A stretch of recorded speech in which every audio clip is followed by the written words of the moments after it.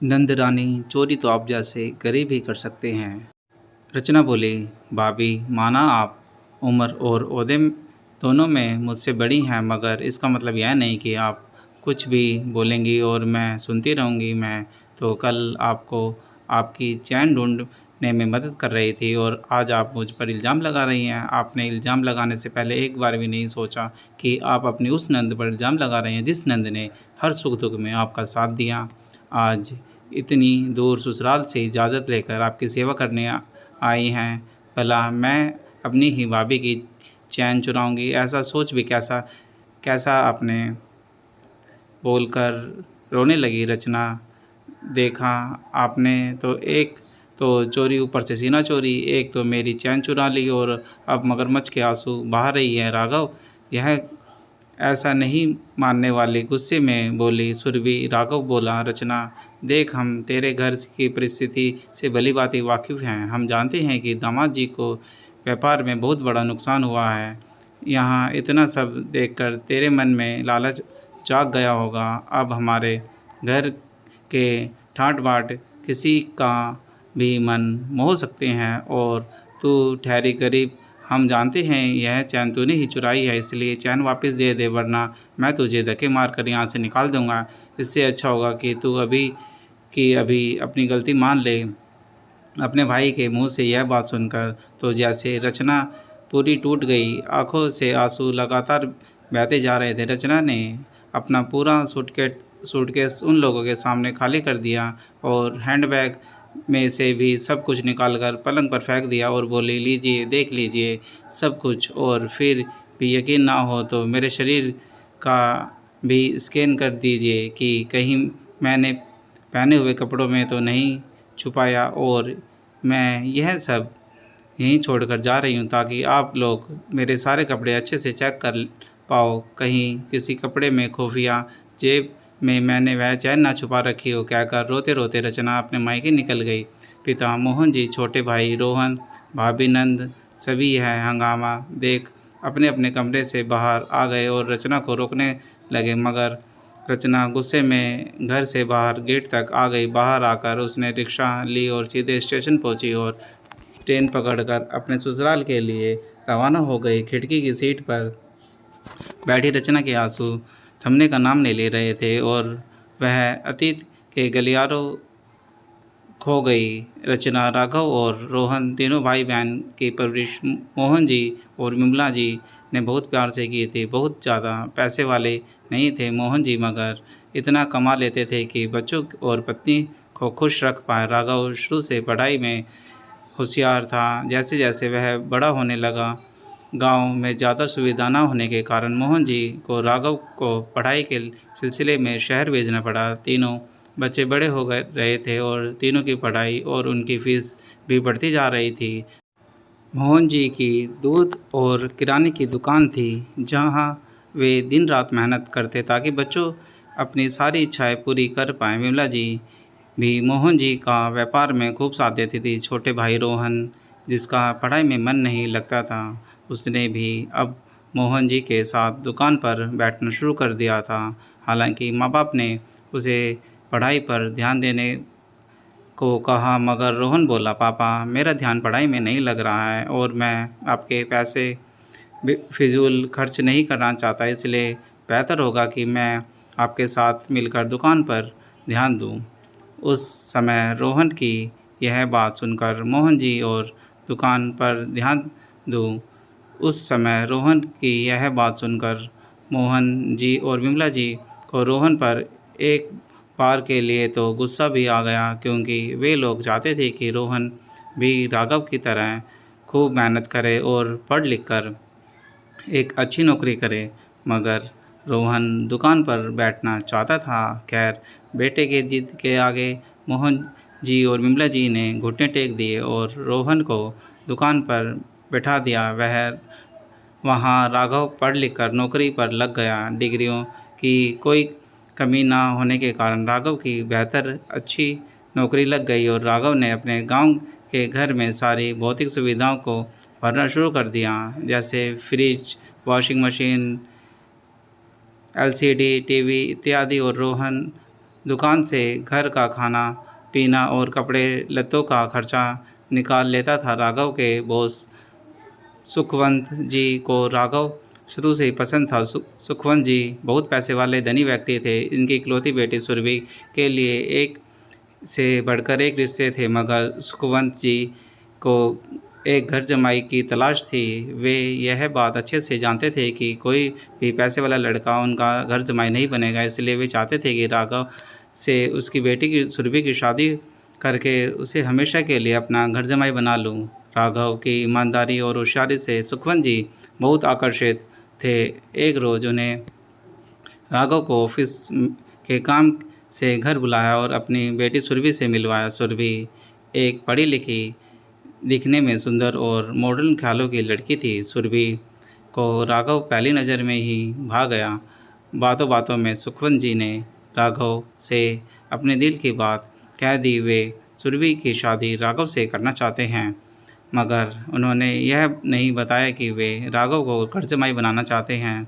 राघव को भी सुरभि पसंद आ चुकी थी। वह बोला, यदि इस रिश्ते के लिए मेरे माँ पिताजी हाँ कर दे तो वह यह शादी कर लेगा। दूसरे दिन राघव ने फ़ोन पर अपने माँ बाप से को यह सूचना दी कि और वे लोग भी शादी तय करने शहर आ पहुँचे। माना करने की कोई वजह ना थी, इसलिए दोनों परिवारों ने मिलकर शादी तय की। राघव और सुरभि की शादी के बाद सुखवंत जी ने उसके लिए कश्मीर घूमने की टिकट निकलवा ली और दोनों अपने हनीमून पर चले गए। हनीमून से आकर जब राघव और सुरभि अपने गांव के घर आए, सुरभि थोड़े ही दिनों में वह रच बस गई और नंद रचना से उसकी खूब जमने लगी।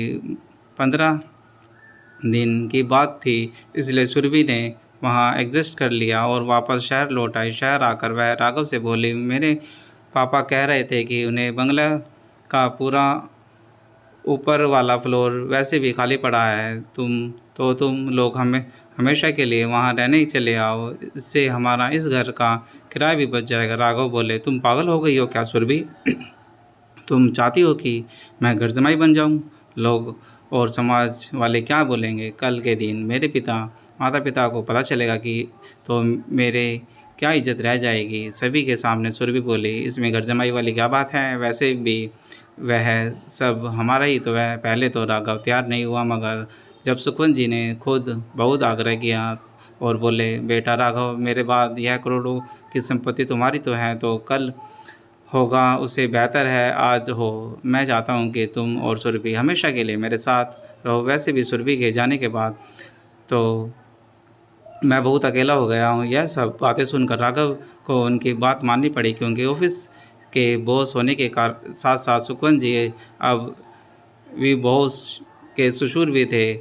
यह छोटे भाई रोहन की शादी के लिए नंदिनी के पास को पसंद किया जाता, तो गांव की एक सीधी सादी लड़की रोहन की शादी में भी राघव और सुरभि नहीं आ पाई, क्योंकि दोनों किसी फॉरेन ट्रिप पर गए हुए थे। सुखवंत जी ने आयोजित किया था। नंदिनी शादी के बाद अपने सास ससुर घर सब अच्छे से संभाल लेती थी, जिससे रचना बहुत खुश थी, क्योंकि उसे वहीं डर था कि कल के दिन कहीं उसके माता पिता अकेले न रह जाए। मगर नंदिनी जैसे वह पाकर सभी बहुत खुश थे। रचना भी अब बड़ी हो रही थी, उसके लिए भी अच्छे अच्छे रिश्ते आने लगे थे, जिसमें से मनोज, जो कि पढ़ा लिखा और संपन्न परिवार का लड़का था, उसे रचना की शादी के लिए तय कर दिया जाता है। मगर शादी के दौरान सुरभि प्रेग्नेंट होने की वजह से शादी में आने से के लिए मना कर देती है और राघव भी कहता है कि अगर मैं वहाँ जाऊँगा तो वह सुरभि का ध्यान कौन रखेगा। वह भी शादी में आने के लिए मना कर देता। राघव और सुरभि तो जैसे गांव वापस आने ही नहीं चाहते थे। हर बार उनके पास गांव न आने का एक नया बहाना रहता था। राघव भी सुरभि के रंग में पूरी तरह रंग चुका था। दोनों को गांव से कुछ मतलब नहीं रह गया था। सब देखकर भी घरवाले कभी कुछ नहीं कहते थे, क्योंकि वे कोई लड़ाई झगड़ा नहीं चाहते थे। रचना की शादी के थोड़े ही दिनों पश्चात माँ विमला की अचानक चल बसी। तब सिर्फ राघव भैया आए। सुरभि भाभी को प्रेगनेंसी के दौरान आराम करने कहा गया था। इस वजह से राघव भैया के क्रियाक्रम के बाद तुरंत वापस चले गए। थोड़े ही महीनों में खबर आई कि सुरभि भाभी के गर्भ में पल रहे शिशु की धड़कन ना होने की वजह से उनका अबॉर्शन कराना पड़ा। इस खबर से सभी बहुत दुखी हुए। छोटी भाभी नंदिनी ने सुरभि भाभी से कहा कि बस एक बार यहाँ आ जाओ तो यहाँ से उनकी सेवा कर पाऊँगी, क्योंकि अबॉर्शन के बाद बहुत कमज़ोरी आ जाती है। राघव घर में बैठकर सुरभि को यहाँ ससुराल में आया और राघव ने यहाँ और सुख सुविधा भर दी ताकि सुरभि को कोई कमी ना रह पाए। रचना ने अपने ससुराल से इजाज़त लेकर थोड़े दिन के लिए सुरभि भाभी की देखभाल के लिए मायके आ गई और अब नंदिनी और रचना मिलकर सुरभि का खूब ध्यान रखने लगे। मगर यह क्या, उस दिन आए फ़ोन से रचना अंदर तक हिल गई। रचना के पति मनोज को व्यापार में बहुत बड़ा नुकसान हो गया था, यहाँ तक कि मनोज कर्ज में डूब गया था। रचना फ़ौरन फ़ोन रखकर फटाफट रो पड़ी और छोटे भाई रोहन और भाभी नंदिनी ने रचना को सांत्वना दी और बोले, पगली फ़िक्र मत कर, तेरे दो भाई हैं, हम लोग तेरी मदद ज़रूर करेंगे। रोहन ने अपने भाई होने का कर्तव्य वह कहकर पूरा किया कि क्योंकि ऐसे वक्त में प्यार से बोले दो शब्द भी दिल पर लगी चोट पर मरहम का काम कर देते। रचना का इस खबर से के बाद किसी काम में मन नहीं लग रहा था, मगर सुरभि भाभी की नाजुक हालत को देखते हुए वह काम कर रही थी और रोज़ सुरभि को पूरी बॉडी मालिश रचना ही करके देती थी। उसके लिए पौष्टिक खाना नंदिनी बनाती थी। आज भी रचना सुरभि के लिए बॉडी मालिश और सुरभि बाथरूम में नहाकर आई तो अपनी सोने की चैन ढूंढने लगी। वह बोली, मैंने रोज़ की तरह चैन निकाल कर वहीं ड्रॉवर में तो रखी थी। रचना भी सुरभि को चैन ढूंढने में मदद करने लगी, मगर चैन कहीं नहीं मिल रही थी। नंदिनी रसोई से आई और बोली, मेरी काम वाली जुमना यहाँ काम कर रही थी, पगार वह तो हमारे यहाँ तब से है जब से रचना, रोहन और राघव भैया की शादी भी नहीं हुई थी। वह ऐसा क्यों करेगी? किसी की कुछ समझ में नहीं आ रहा था। यहाँ सुरभि का माथा ठनक गया, क्योंकि 40 ग्राम की चैन घर से गायब हो जाना कोई छोटी बात नहीं थी। उसे उस रात नींद नहीं आई, क्योंकि सुरभि पर शक होने लगा था और दूसरे दिन रचना अपने ससुराल जाने वाली थी। इसलिए दूसरे दिन उसने रचना के बाथरूम में जाने के बाद राघव से कहा, उसके बैग की तलाशी ली और उसे यूं अपमानित होना पड़ा। ट्रेन में के हॉर्न की आवाज़ से रचना वर्तमान में लौट आई। उसने ससुराल का शहर आ गया था। जैसे ही रचना ससुराल लौटी, उसकी सास माला जी बोली, बेटा तेरा सामान कहाँ है? माला जी बहुत अच्छी महिला थी। रचना के शादी के बाद उन्होंने बेटी जैसा प्यार दिया। उसके माला जी के इस सवाल से पर रचना फिर से रो पड़ी और उसने सारी घटना अपनी सास को बता दी। माला जी को यह सुनकर बहुत दुख हुआ और उन्होंने रचना को गले लगा लिया और आराम करने को कहा। रचना जाकर अपने कमरे में लेट गई, मगर उसकी आंख से नींद गायब थी। रात को जैसे ही मनोज घर आया, उसने सारी बात मनोज को बताई और बोली, मनोज तुम्हारा व्यापार क्या डूब गया? मेरे भाई भाभी ने मुझे चोर घोषित कर दिया। यह भी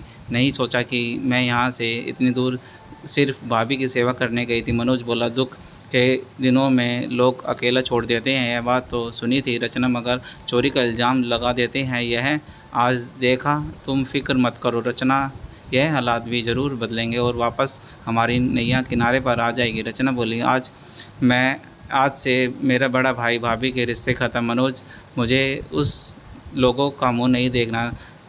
यह और रही बात तुम्हारे व्यापार की, हम दोनों मिलकर फिर से मेहनत करेंगे और अपने व्यापारिक फिर से जमाएंगे। वहाँ जैसे भी छोटे भाई रोहन और भाभी नंदिनी को भी सारी बात पता चली। दोनों ने सीमा को बहुत फ़ोन किए, मगर रचना ने किसी का फ़ोन नहीं उठाया।